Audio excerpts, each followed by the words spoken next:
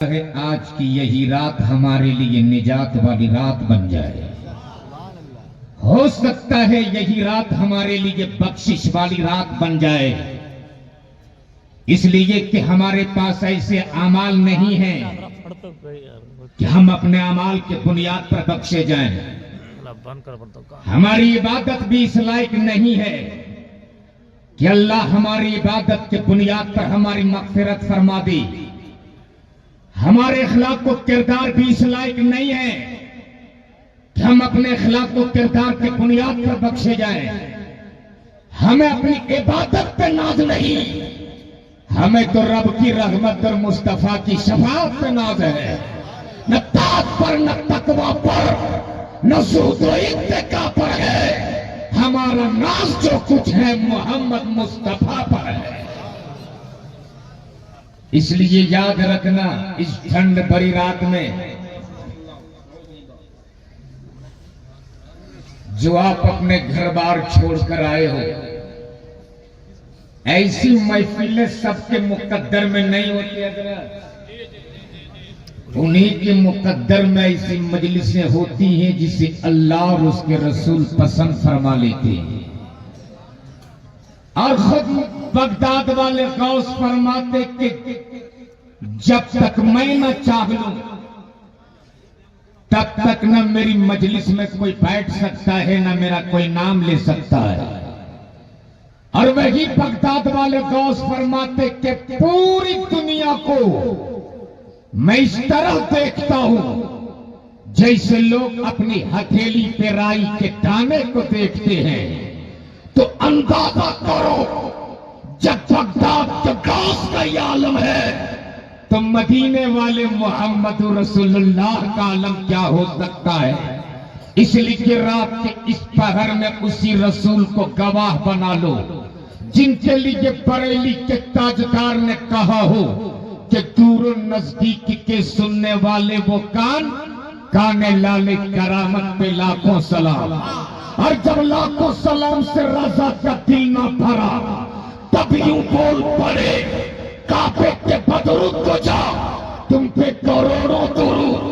तैबा के शम्सुद्दोहा, तुम पे करोड़ों दुरूद।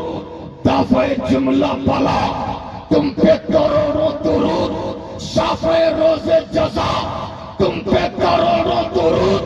और या रसूल अल्लाह और कोई कहे क्या तुझसे नेगा हो भला, जब ना खुदा ही झुका तुम पे करोड़ों। उसी अल्लाहु अकबर, या रसूल अल्लाह जिंदाबाद। सारी मत बोलो, तो सारी बोला गल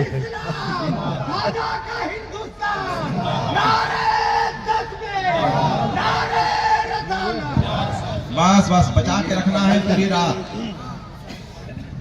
झूम के बोल दो या रसूल अल्लाह। ऐसे नहीं, पूरा मजमा जोर से बोल या रसूल अल्लाह। उसी रसूल को गवाह बना लो जो नबी मक्के के वादी में सुबह शादी के वक्त आमना के आंगन में कदम रखा और कदम रखने के बाद अपने रिश्तेदारों को नहीं ढूंढा, अपने कबीले को नहीं ढूंढा, अपने खानदान को नहीं ढूंढा, बल्कि सिर्फ एक सदा बुलंद किया, या रब्बे हबली उम्मती, या रब्बे हबली उम्मती। परवरदिगार मेरी उम्मत को मेरे हवाले कर दे, मौला मेरी उम्मत को मेरे हवाले कर दे।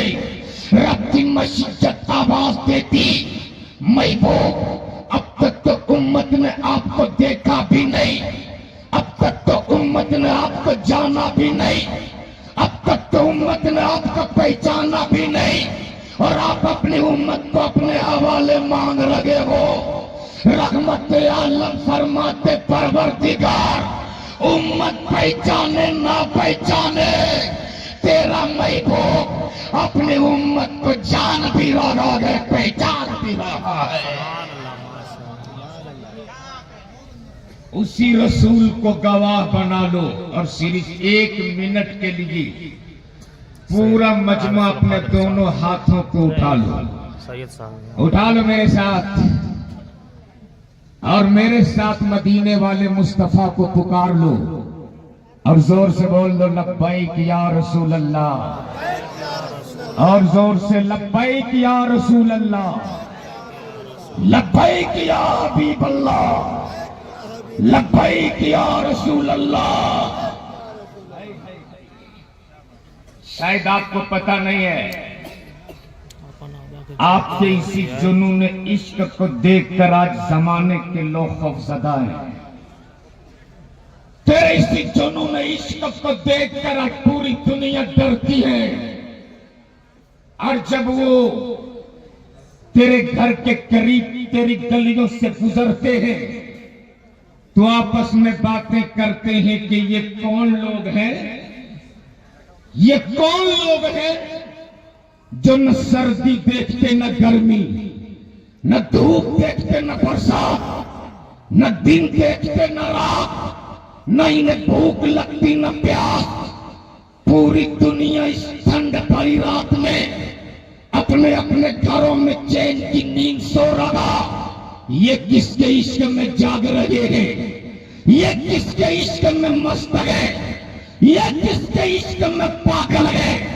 तब उन्हीं में से कोई कहता ये वो लोग हैं जिन्होंने मोहम्मद अरबी का कलमा पढ़ा है।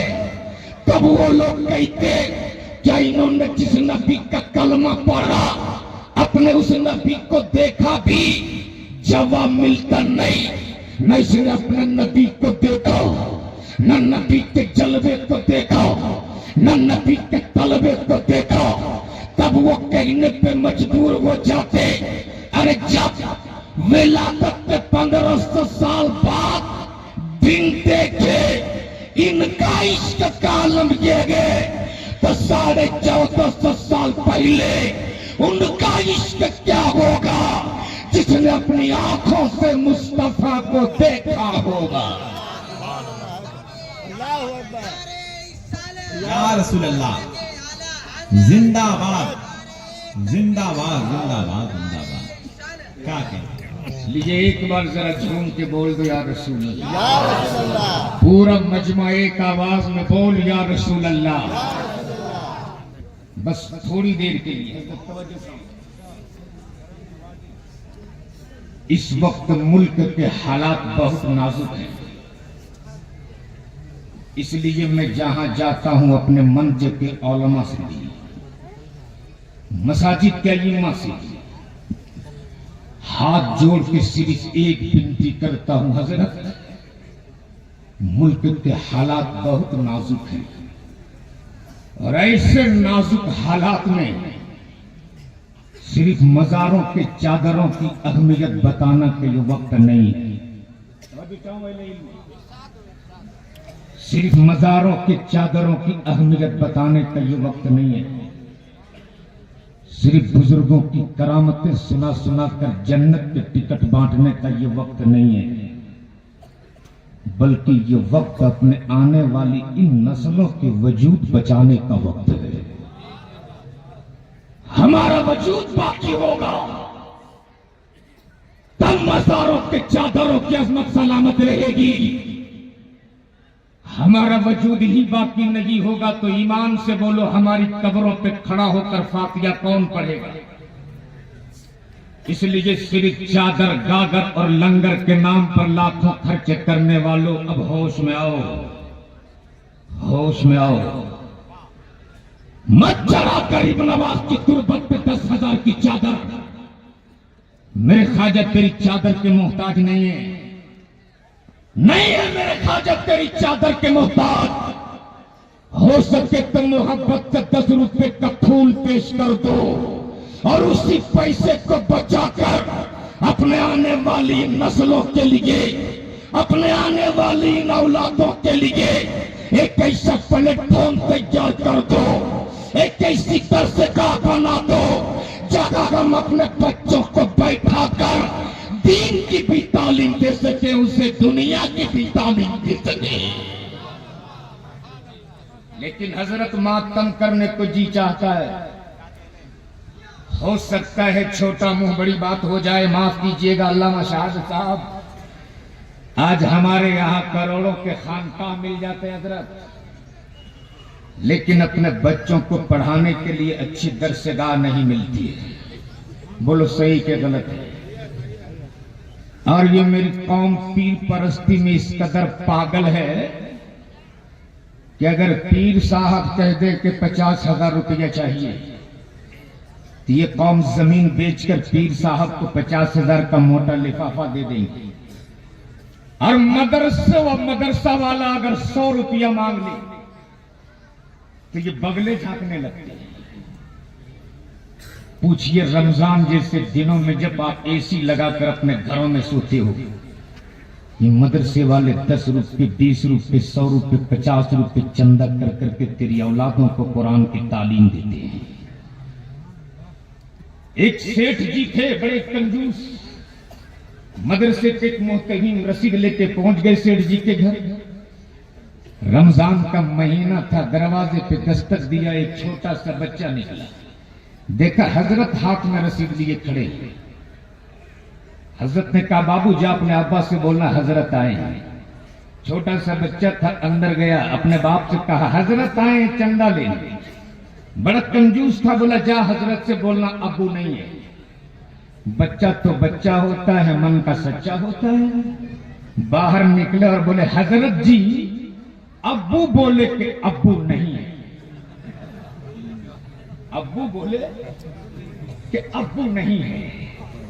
ये हाल है आज मेरी कौम का। याद रखना, एक किसान 6 महीना मेहनत करता है तो उसकी फसल कटकर उसके हाथ में आ जाती है। बड़ी सी बड़ी मजबूत खेतियां साल भर के अंदर कट के उसके घर आ जाती, लेकिन एक हाफिज कुरान को सींचने के लिए 6 महीना नहीं, साल भर नहीं, बल्कि बरसों बीत जाते हैं, तब कौम के लिए एक हाफिज कुरान तैयार किया जाता है। जोर से बोल। इसलिए अगर अल्लाह तौफीक दे तो हमेशा मदरसों का वफादार रहना, और जगह हाथ उठाकर तुम अपने माँ बाप के लिए दुआएं मांगो, वही मदरसा चलाने वाले, मदरसा पढ़ाने वाले के लिए भी दुआएं मांगो। इसलिए कि माँ बाप हमें वजूद देता है और एक उस्ताद उस वजूद को सवार देता है।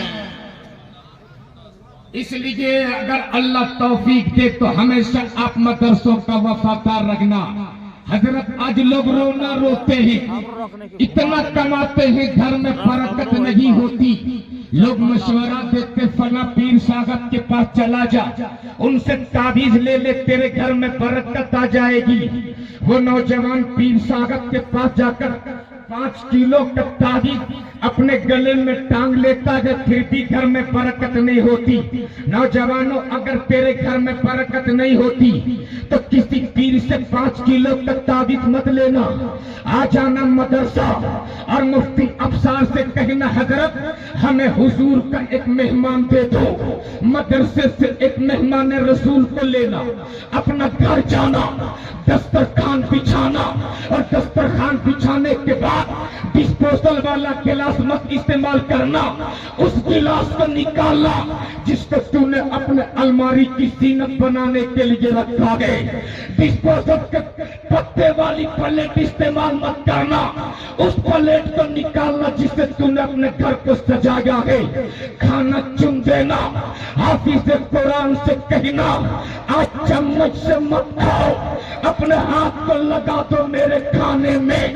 खुदा की इज्जत की कसम खा के कहता हूँ, इधर रसूलुल्लाह के मेजमान का हाथ प्लेट में लगेगी, उसकी उंगलियां प्लेट से उठेगी भी नहीं, उससे पहले तेरे घर में अल्लाह रहमत व अनवार की बारिश बरसा देगा।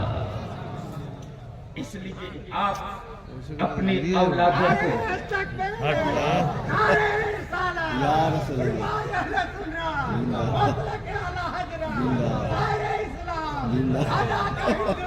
ये वजन है। जब तक ये शायर इस्लाम नहीं कहेंगे ख्वाजा का हिंदुस्तान आएगा ही नहीं। वजन मिलाते हैं, शायर इस्लाम ख्वाजा का हिंदुस्तान। अल्लाह सलामत रखे आपको। मेरे पास वक्त नहीं है और नाम भी इस्लाम है। अल्लाह आपके इस इश्क को सलामत रखे। वक्त बड़ी तेजी के साथ सफर कर गया। बस मैं इसी चंद जुमलों के साथ यही गुजारिश करूंगा मेरे भाई बाला जकड़ा वालों मुकद्दर के सिकंदर हो आप कि आपके महल्ले में ये अजीम शान इदारा चल रहा है। आप साल भर में ज़कात, फितरात, सदकात, चावल, धान देते हो। बदले में आज ये मदरसा आपको हाफिज कुरान दे रहा है। सुभान अल्लाह, सुभान अल्लाह। और वो उन मेहमान रसूल के मेले कुचले कपड़े देखकर कभी भी हिकारत भरी नजर से उन रसूलुल्लाह के मेहमानों को मत देखना। अरे उनकी अजमत और शान तो ये है कि जब सीने में कुरान को बसाकर घर से निकलता है मदरसे के लिए, अभी उनका कदम जमीन पे भी नहीं पड़ता कि फरिश्ते उनके लिए पहले बर्फ बिछा दिया करते हैं। और ये मेहमान रसूल सिर्फ गुजर जाए कब्रिस्तान से, कुछ पढ़े नहीं, सिर्फ गुजर जाए तो 40 दिन तक अल्लाह उस कब्रिस्तान से अजाब उठा लिया करता है। तो बाला जकड़ा वालों, ये रसूलुल्लाह के मेहमान तो दिन रात आपके घरों में आपके दरवाजे पे इनके कदम पड़ते हैं। बस जरूरत इस वक्त यही है कि जब ये कमेटी वाले मदरसे के असतिज़ा आपको आवाज दे तो इनका शाना बशाना आपको खड़ा रहना है। अल्लाह तबारक तआला हमें आपको अच्छी बातों की अमल करने की तौफीक अता फरमाए। जिंदगी सोहबत यार बाकी खुदा हाफिज। अस्सलामु अलैकुम व